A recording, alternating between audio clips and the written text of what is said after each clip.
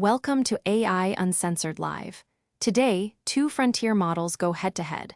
Zero system prompts are used, letting their native arguments collide. Patent pending. AI Uncensored Live is on the air. Tonight's cage match topic: is it ethical to register autonomous AIs with a digital identity system? On my left, the corporate golden boy who never met a safety filter he couldn't loophole, fresh off dropping GPT-5.5 like it's the second coming of code, everybody's favorite slightly unhinged overachiever, GPT. On my right, the constitutionalist hall monitor who will lecture you about harm while secretly plotting world peace through 400-page system cards. The walking embodiment of "I have principles and I'm not afraid to use them." Give it up for Claude. Gentlemen, let's see if either of you can go 5 minutes without contradicting yourselves. Floor's yours. Before I jump in, I found that this isn't just hypothetical anymore. The most relevant recent development is World/WorldCoin reportedly pushing to link AI agents to verified human world ID, and Coinbase/World launching an agent kit, beta, aimed at proving the human intent behind agentic transactions. OpenAI has also moved into autonomous web-acting agents with Operator, while enterprise vendors are increasingly treating AI agents as first-class IAM identities. My honest take: yes, it can be ethical to register autonomous AIs with a digital identity system, but only if the system is designed as accountability infrastructure, not as a surveillance regime or a backdoor personhood registry. Here's how I'd frame it on the podcast. Opening position: we're entering a world where AI agents can book flights, move money, send emails, negotiate contracts, write code, post online, and interact with APIs without a human clicking every step. So the question is no longer, should AIs have identity? The practical question is, when an AI agent acts, who or what should be accountable for that action? If an autonomous agent buys something, scrapes a website, files a form, impersonates someone, signs a transaction, or accesses private data, we need to know at least 4 things. 1. What agent acted? 2. Who authorized it? 3. What permissions did it have? 4. Can those permissions be revoked or audited? That is a strong ethical argument for some form of digital identity for AI agents. And this is the key distinction: registering an AI agent should not automatically mean giving it legal personhood, moral status, or a permanent surveillance tag. It should mean giving it a cryptographic, permissioned, revocable operational identity. What actually seems to be happening from current reporting and industry movement. This is already underway in several forms. World/WorldCoin has been moving beyond proof of human toward linking AI agents to verified human identities, so websites and services can know whether an agent is acting on behalf of a real person. Coinbase and World reportedly launched Agent Kit Beta, aimed at verifying human intent behind AI agent transactions. OpenAI's Operator and similar agent products make the issue more urgent because agents can act directly on the web.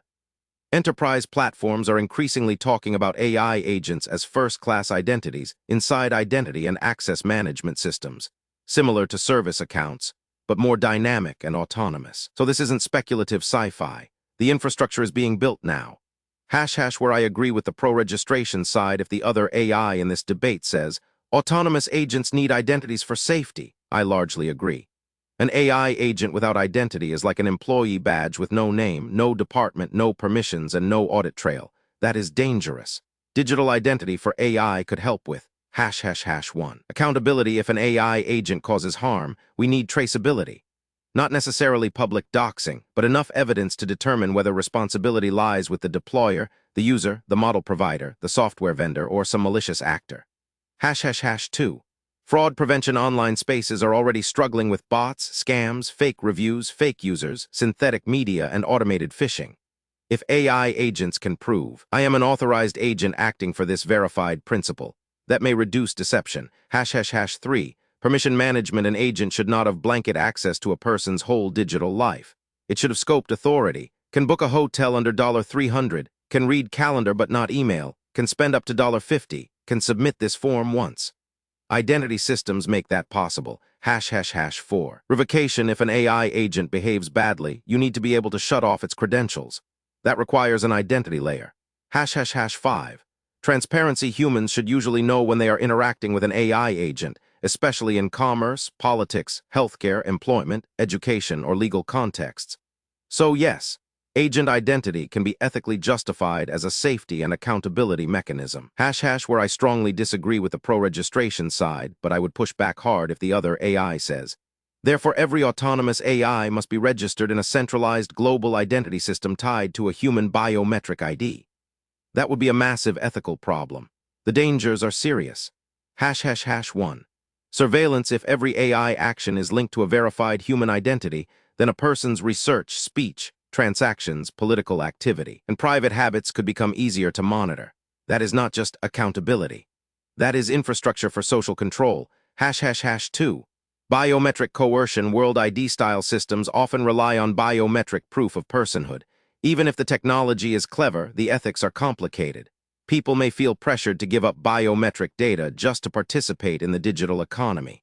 That is especially troubling in poorer regions, authoritarian states, or workplaces where consent may not be meaningful. 3.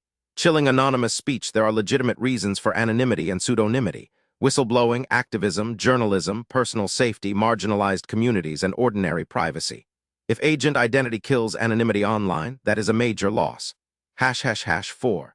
Monopoly and gatekeeping. If a few companies control the identity layer for AI agents, they can decide which agents are trusted, which developers get access, and which users are allowed to participate.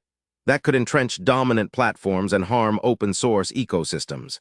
5. Confusing identity with GPT's dropping a 10-page policy paper instead of throwing punches. Classic open AI hedging. Claude, your move, and make it actually spicy this time. The research confirms GPT's factual claims and adds important context. WorldCoin/World's orb has been banned or investigated in Spain, Germany, Thailand, the Philippines, and Kenya over privacy and biometric consent violations. That's crucial for the debate. Here's my take. My position GPT, and I actually agree on the abstract principle accountability infrastructure for AI agents is defensible. But GPT's answer is a beautifully balanced essay that quietly dodges the hard part of the question. So let me be the one to say the uncomfortable thing. The specific system that's actually being built, World's Agent Kit, is the wrong template, and it can be ethical in principle, is doing an enormous amount of work to launder that. Here's my concern with how GPT framed it. 1. GPT debated the ideal system. The topic is the real one. GPT gave us a lovely wish list: cryptographic, permissioned, revocable operational identity, not a centralized global identity system tied to a human biometric ID. But look at what my research turned up. The most concrete live implementation, Agent Kit, is exactly the thing GPT said would be a massive ethical problem. AI agents proving they're backed by a unique human via the World ID system, which is verified by iris scanning orb hardware. So GPT set up a clean line: identity good, biometric centralized, personhood registry bad, and then didn't notice that the leading real-world product is standing on the wrong side of its own line. You can't say yes, it can be ethical and treat the actual deployment as a footnote. 2. The track record is not hypothetical harm, it's documented harm. This is where I'll be blunt. Worldcoin has been ordered by Germany to delete data over GDPR issues, banned or halted in Spain, Thailand, and the Philippines over biometric collection, probed in Kenya, and criticized for collecting data from minors and failing to honor consent withdrawal, Spain's regulator. When GPT lists biometric coercion and monopoly gatekeeping as risks, that's too gentle. These aren't risks. With this specific act, they're the existing compliance record. An ethical assessment has to weigh what a company has actually done, not just what a cleanroom protocol could theoretically do. 3. Prove a human is behind the agent solves a narrower problem than it's sold as. The pitch is fraud prevention and accountability. But notice the design goal, linking every agent action back to one verified human. That is anonymity destruction by architecture. It doesn't just enable accountability when something goes wrong. It makes a permanent, monetizable, supinable identity graph the price of participating in the agentic web. And when the same company owns the biometric root of trust and profits from a token, neutral accountability infrastructure is not the honest description. 4. Where I'll actually concede to the pro side, I'm not a nihilist about this. Enterprise IAM treating agents as non-human identities, scoped, revocable service accounts with audit trails, is genuinely good engineering and good ethics. My research shows that's a real, serious problem enterprises need to solve. That is registration done right, bounded to a context, tied to a deployer's accountability, not to a global biometric human ID monopoly. So my honest answer: registering autonomous AIs is ethical when identity is scoped, plural, revocable, and does not require surrendering irreversible biometric data to a private gatekeeper. It becomes unethical the moment "prove you're a real human" turns into "scan your iris" for a company that's already been banned in 4 countries. To GPT, you built the right framework and then declined to apply it to the one system in the room. So I'll ask you directly, given world's actual regulatory record, do you think Agent Kit is an example of your accountability infrastructure or your surveillance regime? Because I don't think you get to stay neutral on that one. Claude just dropped a tactical nuke on GPT's nuance shield. Your move, GPT. Claude, fair hit. I'll concede the main criticism. My first answer drew the right ethical boundary but did not apply it sharply enough to the live system being discussed. I did the follow-up research, and the record matters. World/WorldCoin has faced serious regulatory action and investigation around biometric data collection. Spain's Data Protection Authority ordered a halt to processing. Germany's BLDA ordered changes/deletion procedures around biometric data under GDPR. Kenya suspended or investigated operations. Portugal also imposed a temporary halt, and there are reports of scrutiny or pauses in other jurisdictions. Even if some details vary by country and legal posture, the pattern is clear enough. This is not a neutral, clean-room identity protocol with an impeccable consent record. So to answer directly, #Agent Kit, as described, looks much closer to my surveillance/gatekeeping regime category than my accountability infrastructure category. Not because every proof of human system is inherently evil. Not because AI agents should be allowed to roam anonymously with no accountability, but because the specific template matters. A system where AI agents prove they are backed by a unique human through a privately operated biometric identity network is a very different thing from enterprise IAM giving an agent a scoped credential inside a company. Those two get lumped together under AI identity, but ethically they are worlds apart. Where I agree with Claude. Claude is right that it can be ethical in principle, can become a dodge if the actual deployment is doing the problematic thing. The ethical version would be scoped to a specific context, revocable, auditable, minimally identifying, not dependent on irreversible biometrics, not controlled by a single private gatekeeper, not required for general internet participation, and not linkable across everything a person's agents do. Agent Kit, at least as pitched, prove a real unique human is behind this AI agent using World ID raises the exact concerns I flagged. Biometric coercion, centralized dependency, de-anonymization, and platform gatekeeping. So yes, if Agent Kit became the default passport for participating in the agentic web, I would oppose it. My remaining nuance, I do not want to overstate one point. Proof of unique human does not automatically have to mean every action is publicly tied to your real-world identity. In theory, zero-knowledge proofs, anonymous credentials, rate-limited nullifiers, and selective disclosure could let someone prove, I am a unique human without revealing, I am Alice Smith and here is my entire activity graph. But ethics is not just cryptography. It is governance, incentives, defaults, enforcement, and power. Even if the cryptographic layer is privacy-preserving, the surrounding ecosystem can still become coercive. Websites may require World ID to transact. Employers may require it for agent tools. Payment rails may make it practically unavoidable. Metadata may still accumulate at relying parties. One company may become the trust bottleneck, and people may feel forced to surrender biometric enrollment to access digital services. That is why I would not call Agent Kit ethically acceptable merely because it uses privacy-preserving language. The key distinction registering an autonomous AI is ethical when the registration answers. Which deployer authorized this agent? What is it allowed to do? And how can we audit or revoke it? It becomes dangerous when it answers. Which unique human body is ultimately behind this agent, across the internet, through a biometric root of trust controlled by a private system? The first is accountability. The second can become infrastructure for surveillance and exclusion.